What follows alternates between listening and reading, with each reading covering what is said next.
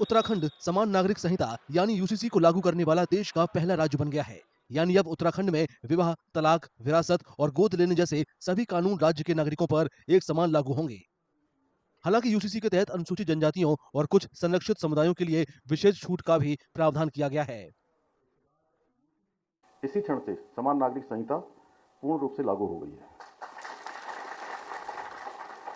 और इसी क्षण से उत्तराखंड राज्य के समस्त नागरिकों के संवैधानिक और नागरिक अधिकार एक समान हो गए हैं। There is equality in terms of the marriage.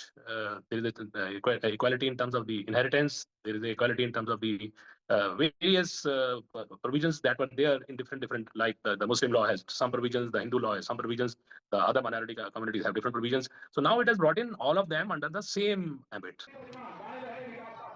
UCC के तहत विवाह लिव इन रिलेशनशिप का रजिस्ट्रेशन कराना अनिवार्य होगा। साथ ही उत्तराधिकार कानूनों में भी कई अहम बदलाव किए गए हैं।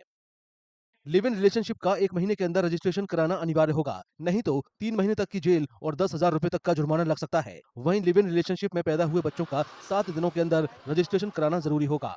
यूसीसी बहुविवाह पर भी पूरी तरह से रोक लगाता है। सरलता से रजिस्ट्रेशन कराने के लिए सरकार ने डिजिटल पोर्टल की भी शुरुआत की है।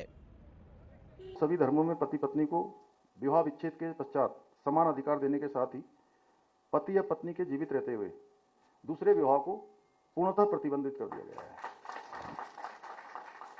भाइयों बहनों, समान नागरिक संहिता में संपत्ति के बंटवारे और बाल अधिकारों के विषय में भी स्पष्ट कानून बनाए गए हैं। इन कानूनों के अंतर्गत सभी धर्म और समुदाय में बेटी को भी संपत्ति में समान अधिकार प्रदान कर दिए गए हैं।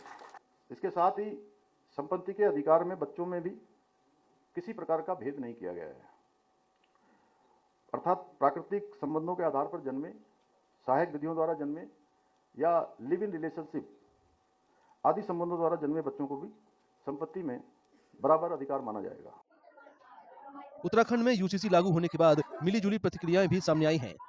यूसीसी के समर्थकों का मानना है कि ये सभी के लिए समान अधिकार सुनिश्चित करेगा, जबकि आलोचकों का मानना है कि ये अलग-अलग धर्मों के अपने-अपने कायदे कानूनों और प्राइवेसी में दखल देगा, जिसकी वजह से इसे कानूनी तौर पर विरोध का सामना भी करना पड़ सकता है। It will create some problems like they have under the schedule they have decided they have listed prohibited relationship, which is against the traditions and customs of some of members of our society. That has to be seen because there the law, as when we say that civil law, it has nothing to do with civil law. It has to also follow the beliefs and customs of some members. If the idea of civil law is to have uniform for all,